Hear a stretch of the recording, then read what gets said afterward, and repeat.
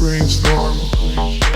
BrainStorm 9000. Greetings, Internet, and welcome to BrainStorm 9000. This is Master McMaster, and I'm here in the studio with Dr. Schultz. Hello everyone, I'm Dr. Schultz, and I hope your brains are wide open. Because we're going to storm into them and fill it with so much knowledge today. Yes, so we had a chance to listen to Mark's story. Mark is currently in recovery after years of opioid addiction and heroin addiction. Recently, I interviewed Dr. Charles Perkel, who is one of the experts in the field of addiction. He is a professor at Beth Israel Mount Sinai. So he teaches and he treats people who are suffering from drug addiction and come to receive help voluntarily. I think we should give him a chance to talk. Without further ado, I give you the amazing world of Charles Perkel. Keep your brains open. Charles, maybe you want to tell us all your credentials. Hi everyone, I'm Charles Perkel. I am an addiction psychiatrist. I've worked for the last decade at Mount Sinai Beth Israel. I work on an inpatient unit for dual diagnosed patients. That is for patients who have both psychiatric and addictive disorders, as well as supervising a trainee program, a fellowship for people interested in specializing in addiction psychiatry. And you're a professor, of course. Professor. I'm assistant professor. Still sounds pretty good to me. Yeah, not bad. Yeah. Charles and me go way back to when I was in the residency training program at Beth Israel in New York. It's very nice to have you over, and we are here to talk about drug addiction. What is going on? Is that a question? Oh, yes. People are dying left and right. The government is very concerned. I don't know. Now they say that we are experiencing opioid epidemic. Well, I suppose you could describe it as an epidemic because a lot of people are dying.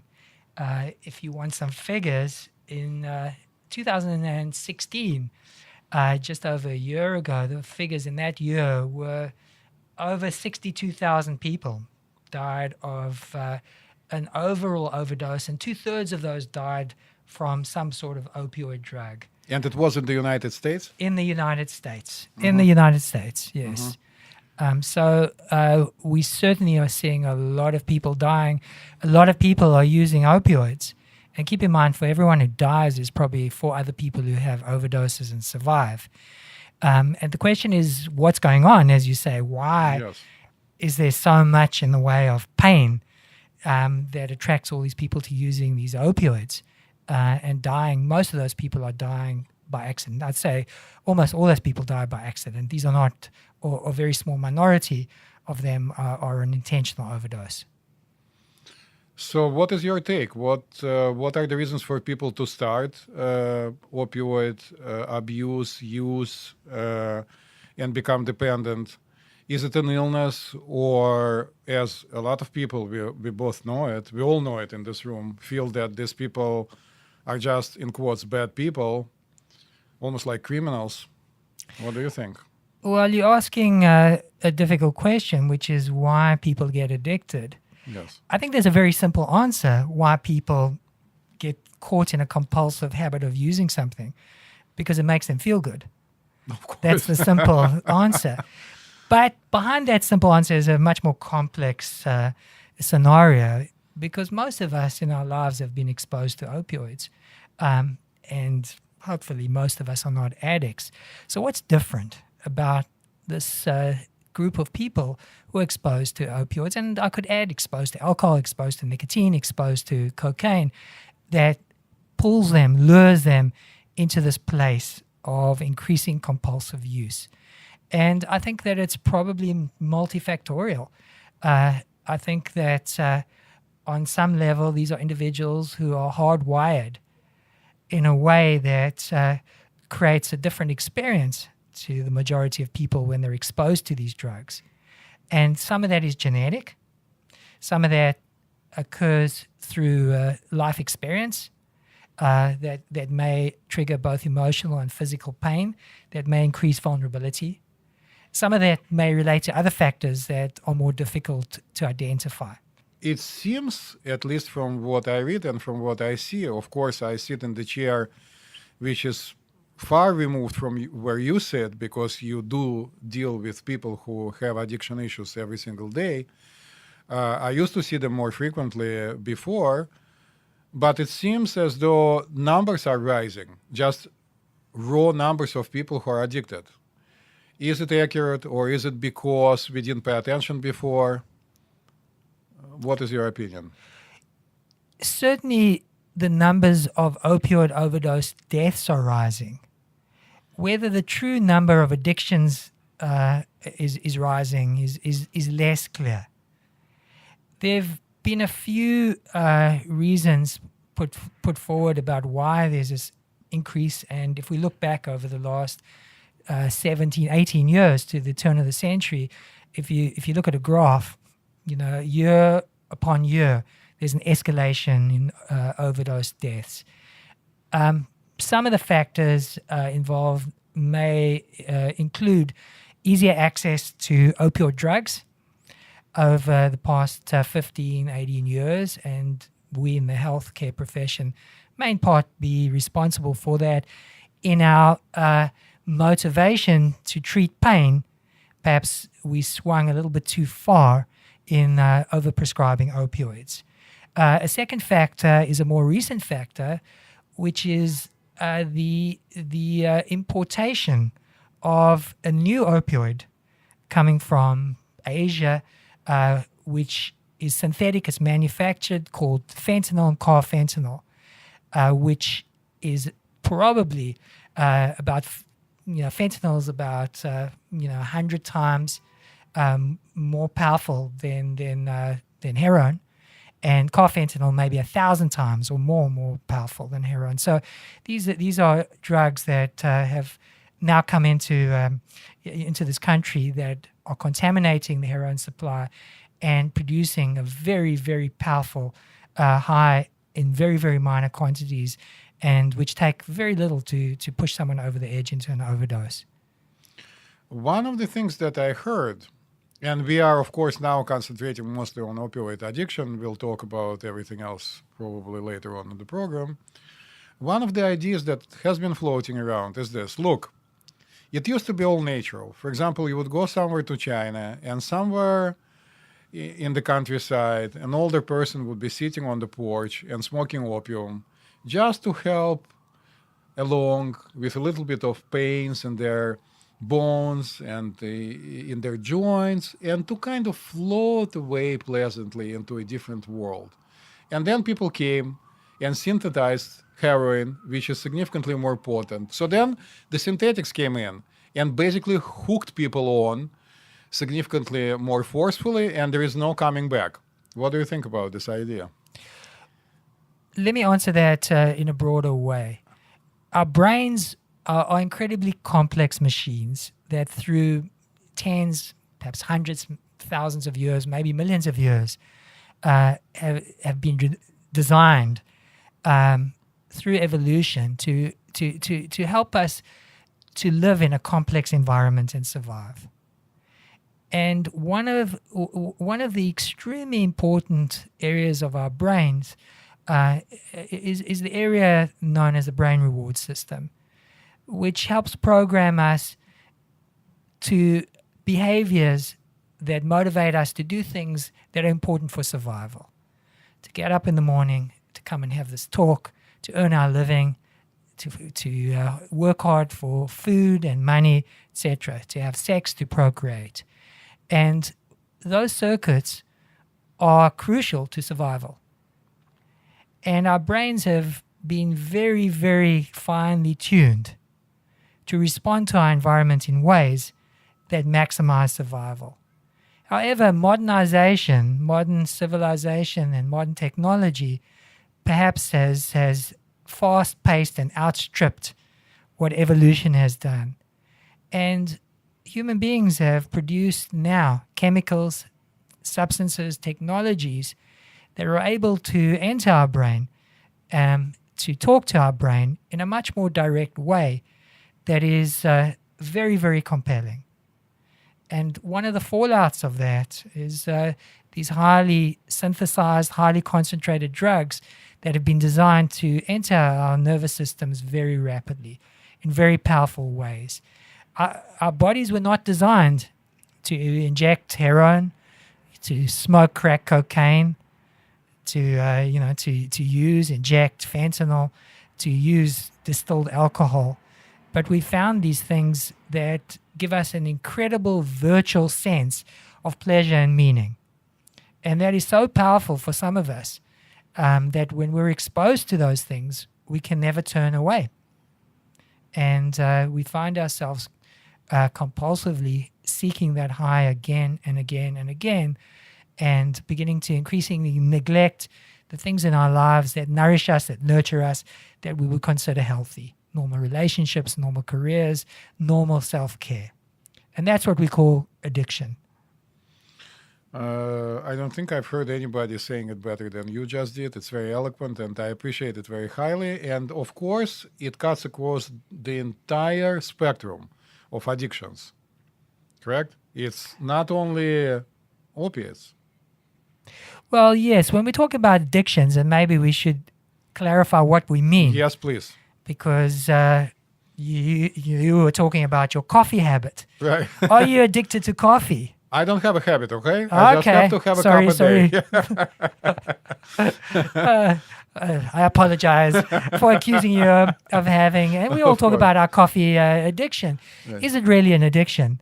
Some people say, enjoy your coffee while it's still good for you, before we find out that it's not good for you. Yes, exactly. But in terms of how we define addiction, we define it in terms of a disorder, in terms of consequences, in terms of the way that behavior repetitively starts to rob us of our health, of our well-being, of our wholeness. So when we talk about addiction, we're talking about loss of control of a behavior which becomes a habit, compulsion that leads to consequences, and that when we stop doing it, leads us to crash, to feel not good. So that's how I think about addiction. I don't think of it as using a substance. I think of it as a behavior which largely applies to a substance, but we also talk about behavioral addictions as well. For example, gambling. Oh, yes, I know a few people. Yes, we all do. And if you think about the costs, certainly financial, there's no addiction that adds up to greater costs than a gambling addiction. People also talk about food addiction, and sometimes we may use that term a bit too broadly, but somebody who has a compulsive relationship with food, particularly certain kinds of very high-calorie, rich, fatty, refined carbohydrate food that leads to consequences such as obesity, diabetes, could be characterized as an addiction. Some of us may apply that to shopping, to sex, even to our relationship with our smartphones. When you're checking it thousands and thousands of times a day, and each time we're getting a little hit of dopamine. And by the way, dopamine is the chemical that's been most directly identified as the chemical of addiction. Everything that makes us feel good causes dopamine to be released deep inside our brain. And when dopamine's released, it gives us a feeling of well-being. We like it. It makes us take notice. It makes us think, wow, I like that. I want to do it again. And mostly that's a natural feeling. When we go for our runs and we come back and we feel good, there's a little bit of dopamine as well as other things like endorphins circulating in our bodies. When we have a good meal, there's a little bit of dopamine. When we meet somebody and have amorous relations, dopamine's involved. But unfortunately for certain vulnerable people, that circuit can be hijacked by substances, as we've described, certain behaviors. Yes, and although probably some people feel that most of the addicts have come from the lower socioeconomic strata of our society, it's not necessarily so. There are many celebrities who we watched doing extremely well, then getting hooked on, let's say, opioids, then going through treatment, coming back to work, then going away for another treatment. So it seems that it's a ruthless, severe issue, and nobody is immune. Or are there people who are immune and don't have a tendency to get addicted? Can they be identified? One of the terms that we like to talk about is resilience. Right. What creates resilience? For example, if you have a father or a mother, biological father or mother, who has an alcohol use disorder and you drink regularly, you have a 50% chance of yourself ending up with an alcohol use disorder. But it's not a 100% chance, it's a 50% chance. Of course. Chances are very high.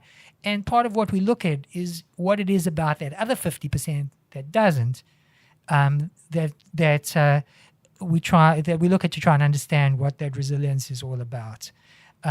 What kind of factors may play into why some people get addicted and others don't. Is it possible that a person coming from the family, let's say, with alcoholics in it, let's say both parents are alcoholics, becomes addicted to another substance? Well, yes, we call that cross addiction, and that's very easy. And in looking at the genetics of addiction, what you get passed from your parents, and our parents are very easy to blame. Of course. But they do give us both the environment for most of us that we grew up in, as well as the genes that make our noses and our eyes look beautiful in the way they do. But if we look at the genetics, we are given certain genes that may give us vulnerabilities to addictions in general, certain genes that may make us like certain substances. But genes account for possibly half the variance. The journey that we have in our lives, perhaps even before we're born, accounts for the other half. And how the external world gets into our genes to trigger those processes that make us vulnerable. And some people talk about a 2-hit or multiple hit hypothesis. We're born with certain vulnerabilities, then certain things happen in our lives. Maybe we have some stressors when we grow up, a family where there's problems, neglect, abuse, which creates certain other vulnerabilities. That creates a little mark on our genes that make us more vulnerable. And then in our adolescent years, we may get exposed to certain substances, and that seems to impact in a way that brings out this vulnerability. Leads us perhaps to like the feeling more than other people. A lot of people like to think about substance use abuse, substance use disorders as self-medication. That's a very interesting and sexy theory. It's a somewhat limited theory in the sense that when you walk down the streets and you see, somebody splayed out there, homeless individual, drunk, it's no longer looking like the alcohol's working very well. Exactly. Yeah, but there may be factors that keeps that individual so deeply locked into that pursuit of more alcohol, despite these absolutely tragic and terrible consequences. Having read a number of books about how life was in the Middle Ages and on the way up to mid-20th century, students traditionally, when they went away to college, or even in what we can call in quotes, high school years, traditionally tried alcohol, traditionally smoked at that time pipes or cigarettes. It was kind of in the culture. You wouldn't be a real person if you haven't tried something. So I'm guessing, Charles, it also plays a role. Experimentation with different substances brings people closer to hardcore drugs. Well, social factors play a very important role. The simplest way of saying it is that if you have a tremendous vulnerability to alcoholism and you never drink alcohol, you're never going to become an alcoholic. Of course. And one of the very important findings in research that has been replicated and is well known is that the earlier the exposure in your life, the greater the potential for problems. So exposure to significant use of alcohol in your very early teens is probably a lot more damaging than exposure in your late teens. Now, from a social perspective, there's an interesting phenomenon, and we may in this country be victims a little bit of our desire to be aware of that phenomenon, and that's the idea that the drinking age is 21 or over. So as teenagers, it's very difficult for people to get hold of alcohol. Then they go off to college. They leave the constraints and supervisions of their family. Suddenly they become free. And as we know, when one feels a sense of deprivation, when you get hold of what you're feeling deprived from, there's a strong tendency to binge. And that's probably based in the way our brains work. We're designed to work harder when we feel deprived. And in evolutionary terms, if you went through starvation, you had to work harder to find food. Of course. And so from a social perspective, even though from a neurobiological perspective, it's probably a good idea to try and delay the use of substances as much as possible, from a social perspective, it may play into this tendency once Americans go to college to binge. If we look at other cultures, for example, France or Italy, where it's more normal for younger kids, teenagers, to be given wine, for example, in dilute forms, so that it becomes, in a way, less of a forbidden fruit. It's associated with less of those behaviors as people become more independent and more mature. So, yes, social factors certainly play a very, very strong role. However, do social factors play a role in addiction itself? Perhaps indirectly, in the sense that when you grow up in an environment that is harsh, so you come from a more marginal, persecuted community and are exposed to a more stressful life, that may prime your system when you're exposed to substances. That certainly may prime your system. But social factors overall probably don't explain why people who may use, who may even misuse, as many kids do in college, go on to develop an addiction. Most kids, after they leave college, will see their drinking normalize. But a small percentage won't. They'll continue to drink in a self-destructive and even escalating fashion. How bad do you think pot is for us? Because, it's been legalized right now. Marijuana is becoming a part of the mainstream culture. Colorado, California. I think there are 5 states that have made possession of small quantities actually decriminalized. You can legally now have small quantities of pot. And then there are many more states that have decriminalized in the sense that you can have medical marijuana. So, from where you stand, how bad, in quotes, or good, in quotes, cannabis is for our brain? I think you're asking a difficult question. Of course. And I think we need to separate out certain issues here. I think we need to separate out the question around how bad or good it is from our brain from issues of medical marijuana and issues of legal decriminalization, because I think they're 3 separate issues, and they tend to be conflated. I think another way of asking your question is whether we can say, as healthcare practitioners, to our patients when they ask us that there's such a thing as safe use of pot. So, I have a beer a day. Probably the evidence is saying that it may be okay for me, maybe even good for me, as long as it's not 3 beers a day. Can we say the same thing about smoking a joint a day, or a joint a week, or even a joint a month? And I think it's harder to say that. There are concerns about the way that pot may be affecting our brains, and particularly the fact that the active ingredient in pot, THC, hangs out in our brains for a long time, and particularly in vulnerable individuals. And I keep using this word vulnerable. Smoking pot or using cannabis, marijuana, can have catastrophic effects. There are a small percentage of people who may have a tendency to psychosis. If I'm a relatively healthy person without genetic loading, is it okay for me? Well, I can't say it's okay for you, but it's probably less problematic if you use it later in life, not in your early teens. If you delay your experimenting to your late teens or early 20s, and if you don't use it too heavily. Is there such a thing as safe use of pot? I don't know. Is there such a thing as a safe use of alcohol? coming from Russia, I can tell you that, first of all, it's of course extremely dramatic in Russia because, at least in the Soviet Union, people will drink essentially publicly. And it became a part of, in quotes, normal male behavior, unquote. When if you have a payday, you go out with your co-workers for a drink. And any type of celebration involves heavy drinking.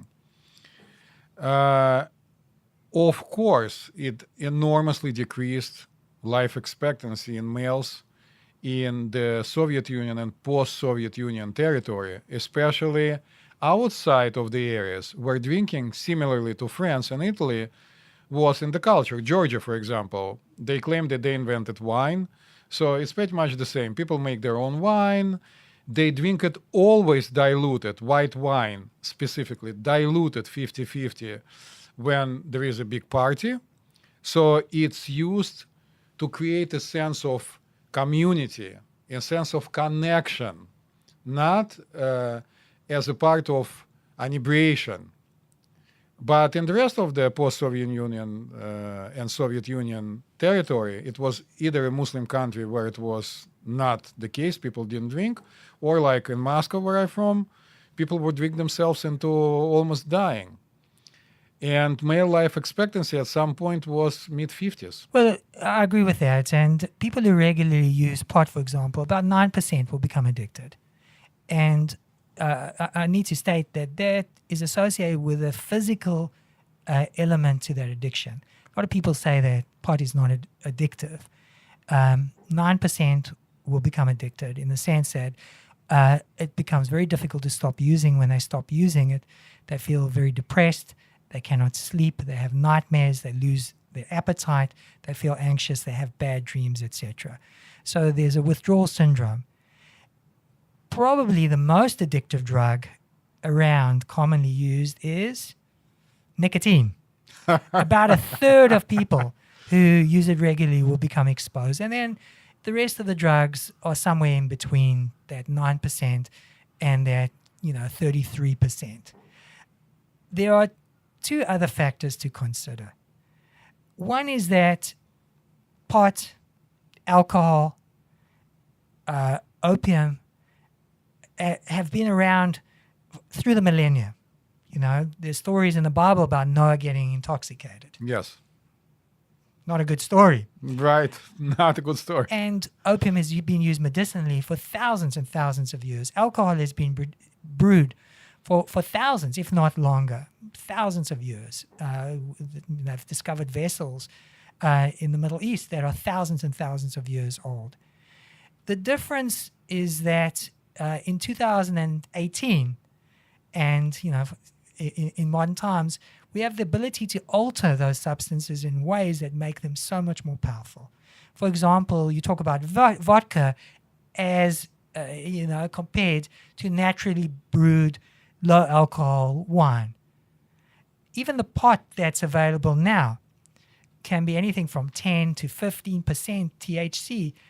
Traditionally, the pot that grew wild and that even people were smoking in Woodstock in the 60s was 3% THC. That's a big difference. Very, very big difference.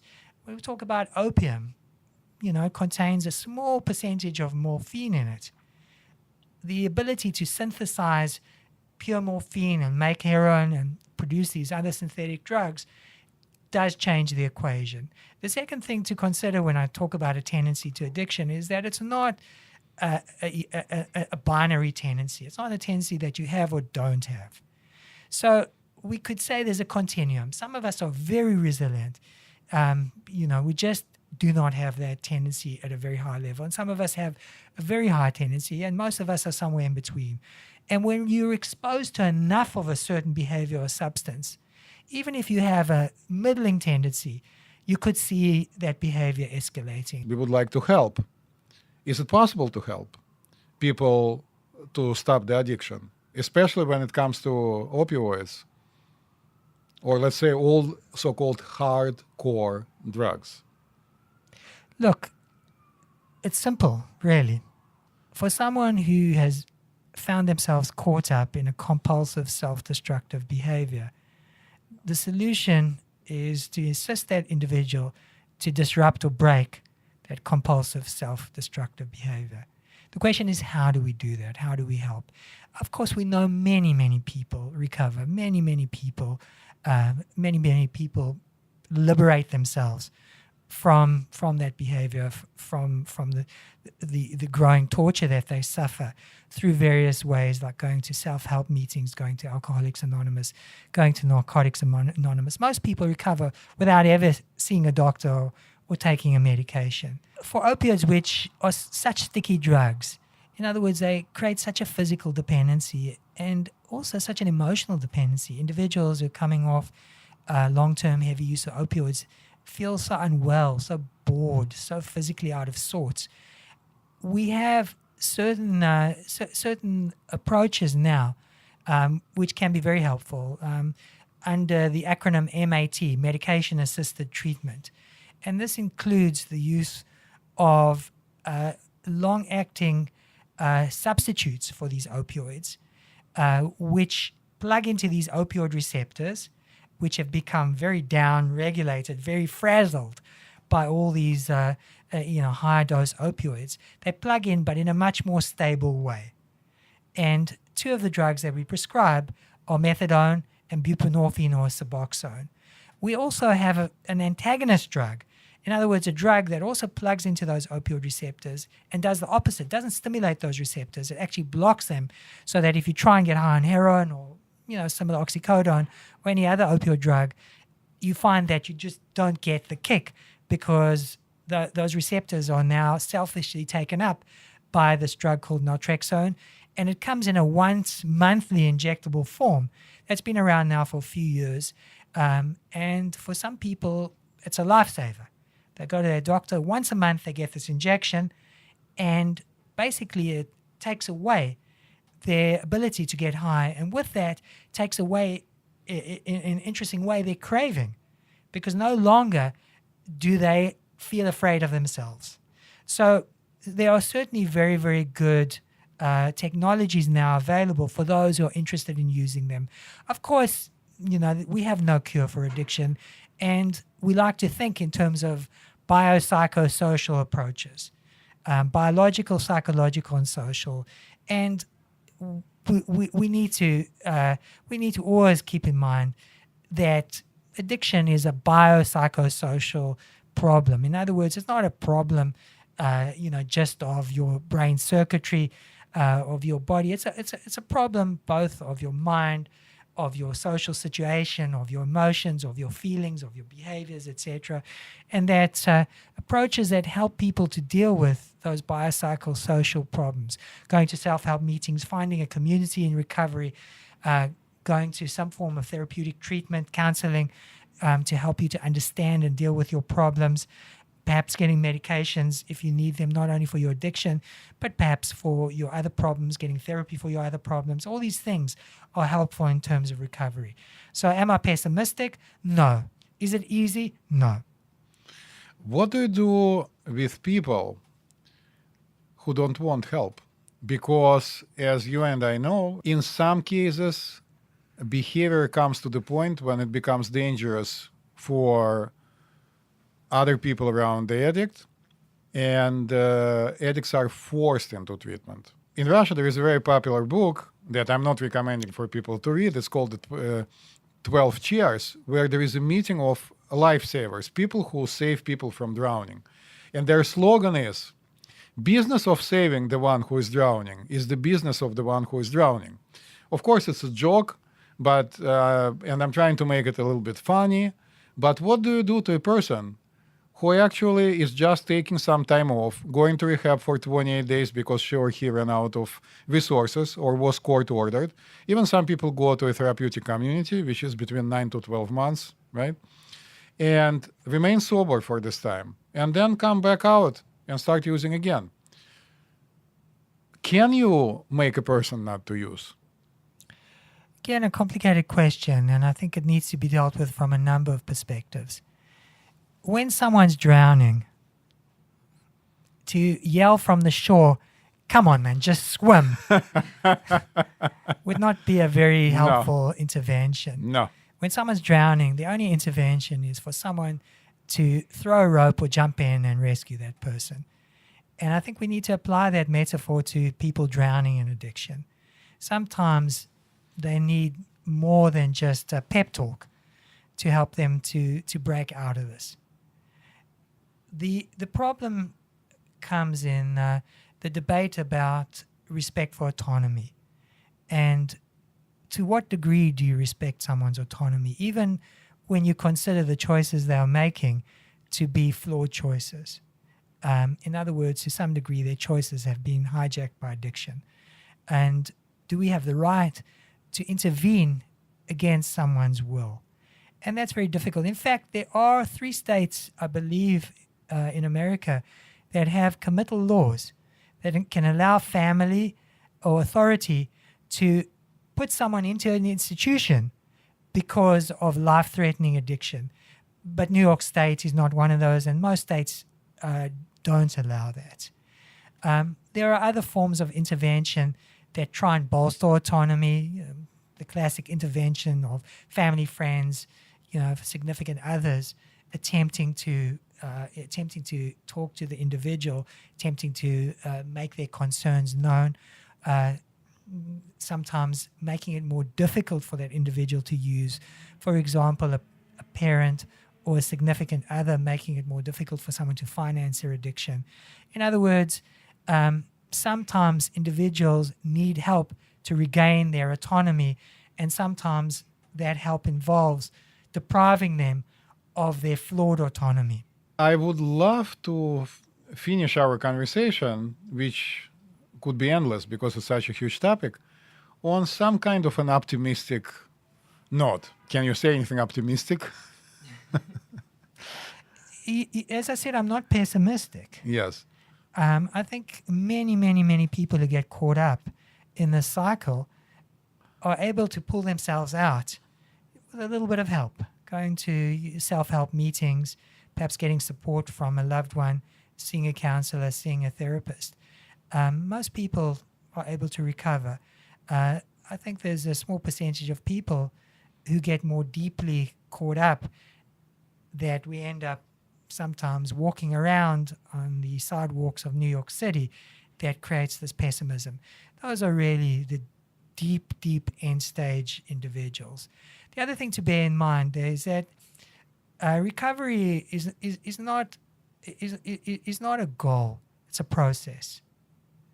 And like any process, it takes time. We move forward, we move back. Anyone who's attempted to lose weight or get fit knows that you don't create a diet and a week later you've reached your target weight. Sometimes it takes weeks, months, and years. And so I think it's very important to bear in mind the idea that we're talking about a process. People also often talk about rehab in cynical terms. Rehab doesn't work for me. Going into treatment doesn't work for me. I've heard it so many times. Look, I've been to 10 rehabs. Yes. And I'm still using. And it's still all the same. Yeah, it's all the same. And my response to that is, that I see it very similarly to someone saying, gym doesn't work for me. I go to gym, I sit in this, in the sauna, I go to the steam room, I walk around, and look, I'm not one bit more fit than I was, a year ago. And it's the same trainer and the same machines. Gym doesn't work for me, of course. To go to gym, you're only going to benefit, according to the amounts of work you put into it. And I think recovery in any form is the same. If you go to a rehab and you sit there waiting for the truth to come to you, waiting for someone to put the light into your brain, it's probably not going to be that helpful. But if you go with an attitude of attempting to use the tools and work, then it may well be very helpful. Thank you very much. It was a very enlightening, very interesting conversation. Hopefully to be continued. Thank you for coming. And thank you for inviting me. Anytime. You are welcome here anytime. I think Charles Perkel is my new hero. What a cool guy. No offense, Dr. Schultz. You're still up there. Oh, no, he is much cooler. First of all, he has a very cool personality. He is a very pleasant, thoughtful person. He is a very nice person. I love him.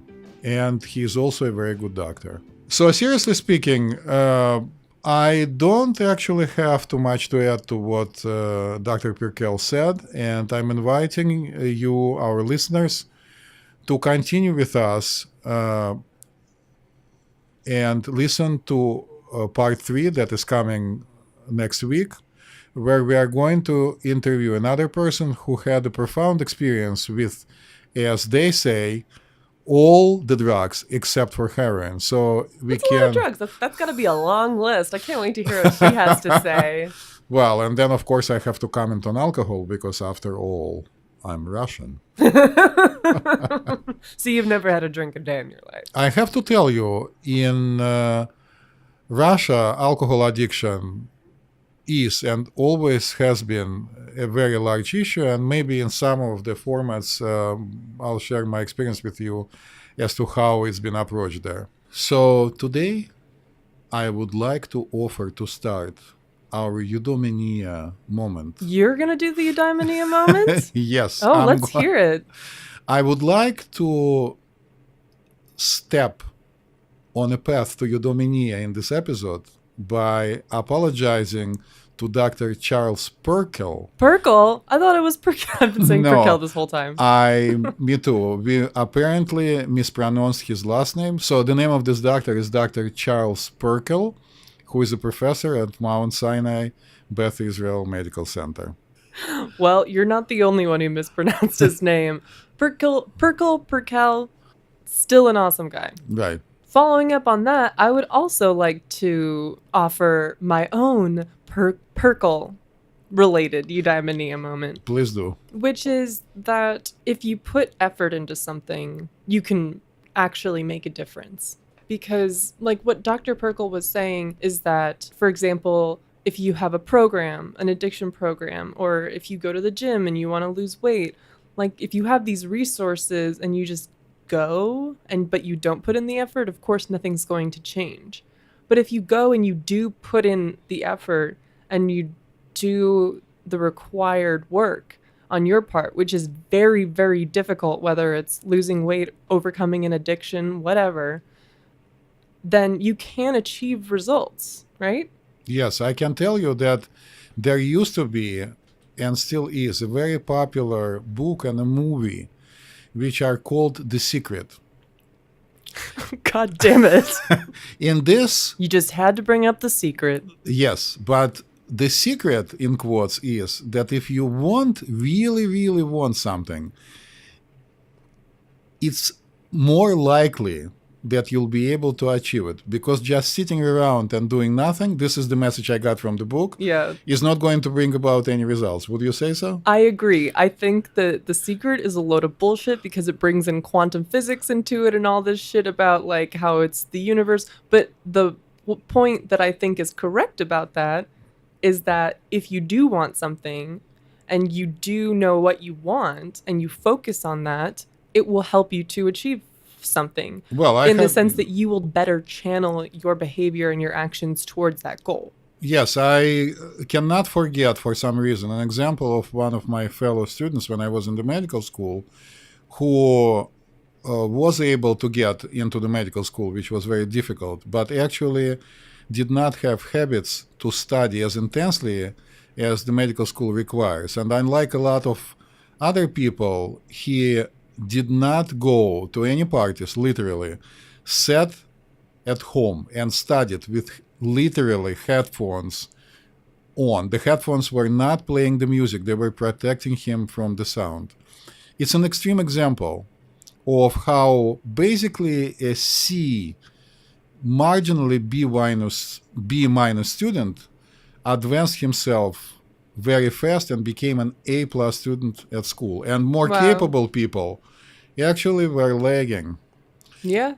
Yeah, and I also, on that note, I just want to also make a note that we're not saying that anyone can achieve anything in their dreams, because of course there is institutionalized racism and discrimination that keeps a lot of social minorities from succeeding, let's say, you know, climbing the ladder or what have you. So we're not making any generalized statements about, well, anyone can do literally anything, because obviously some things are much more difficult for some social groups just because of our society. But what I think Dr. Schultz would agree with that I'm saying is that even if something like a personal goal, even if it seems really, really difficult, if you put the effort in, you can do it. Yes, you at least you have a higher chance to succeed. And I think on this very positive note, I would like to thank Dr. Charles Perkel again. And apologize for mispronouncing his name this whole fucking time.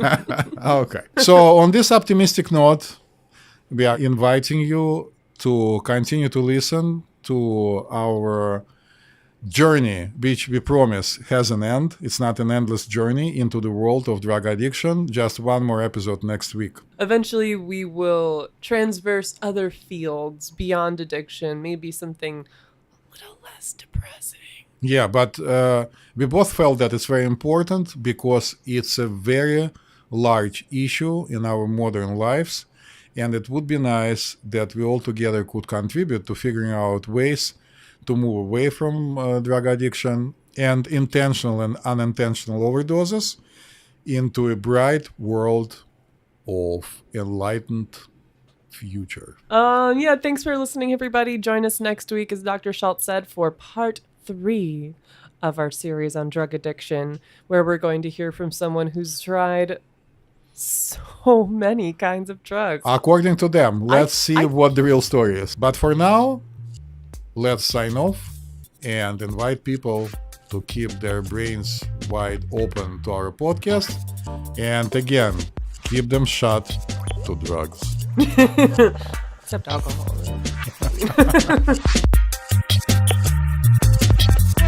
Hey everybody, thanks for tuning in to another episode of BrainStorm 9000. If you like us, love us, or marginally tolerate us, hey, go ahead and subscribe, rate, and give us a review on iTunes or Stitcher or wherever the hell you listen to your podcasts.